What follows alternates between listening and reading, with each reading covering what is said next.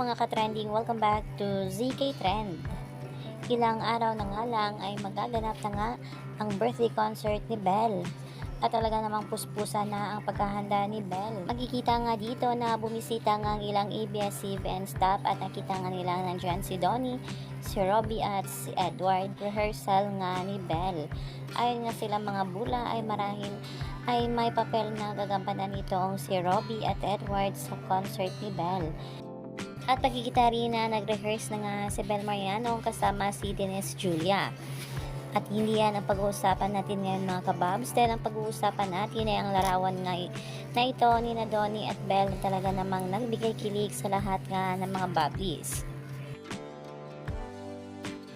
Makikita nga dito na habang ang nag-rehearse si Belle ng kanyang kanta ay nandoon nga si Donnie. Marahil nga ay may gagawing duet ang dalawa na talaga namang excited na ang lahat.